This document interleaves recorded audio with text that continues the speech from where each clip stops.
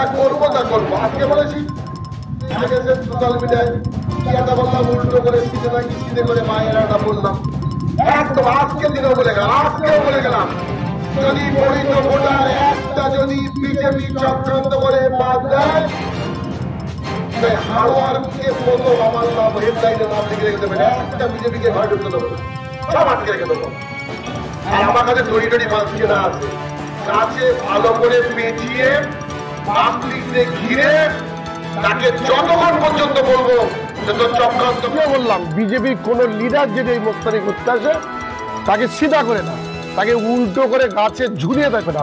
বৈধ ভোটারকে ভারতীয় নাগরিক থেকে যারা রোহিঙ্গা বলে তকমা লাগাবে তাদেরকে আমরা জায়গায় লক্ষ লক্ষ টাকার বিনিময়ে ভোটার কার্ড, আধার কার্ড, রেশন কার্ড তৈরি করে দেয় এবং এখানে অনুপ্রবেশকারীদের একটা গড় তৈরি করে এবং সেই ভোট ব্যাংকের ওপরে তৃণমূল কংগ্রেস যেত।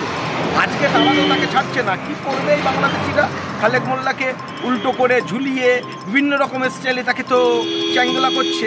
আমরা চাইছি পূর্ণাঙ্গ এটা সিবিআই এবং ইডি তদন্ত করুক এবং এই খালেক মোল্লার মতন লোক যে ভারতবর্ষের ডেমোগ্রাফি বাংলাকে পুরো শেষ করেছে।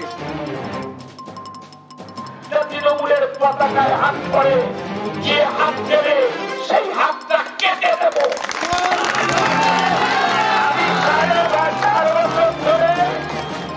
এই তারকেশ্বরের উন্নয়নের জন্য কাজ করেছি।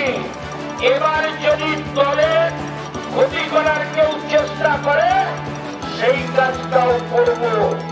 যে হাত এই পতাকায় পড়বে সেই হাত চিরকালের মতো